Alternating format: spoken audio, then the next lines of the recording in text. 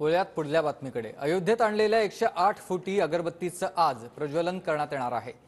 मंदिरात जागा नसल्याने अयोध्या बस स्टँडवर ही अगरबत्ती प्रज्वलित करण्यात आलेली आहे। दरम्यान 108 फुटांची ही अगरबत्ती अयोध्येतील आकर्षण ठरलाय।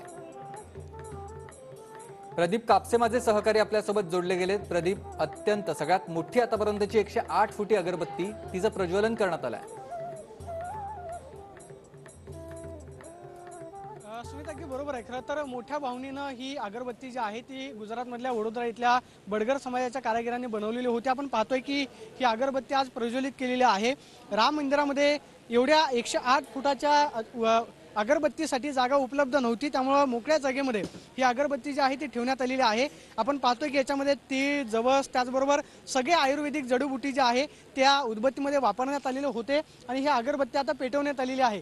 जवळपास 108 फूट आपण ही पाहतोय की ही अगरबत्ती मोठ्या ट्रकमधून अयोध्येमध्ये आणण्यात आलेली होती आणि ही अगरबत्ती जी आहे ती आज प्रज्वलित केलेली आहे। दावा केला जातोय की ही अगरबत्ती जवळपास 1 महिना चालेल। मात्र आपण पाहतोय की याचा सुगंध जो आहे तो मनाला इथं सुगंधित करतोय आणि येणारा प्रत्येक भक्त जो आहे तो या अगरबत्तीवरती आपण पाहतोय की तूप टाकून ही प्रज्वलित केली जाते आणि जवळपास 1 महिन्यापर्यंत ही अगरबत्ती प्रज्वलित राहील असं सांगितलं जाते। ज्यांनी ही अगरबत्ती बनवली ते बाबा आपल्या बरोबर आहेत।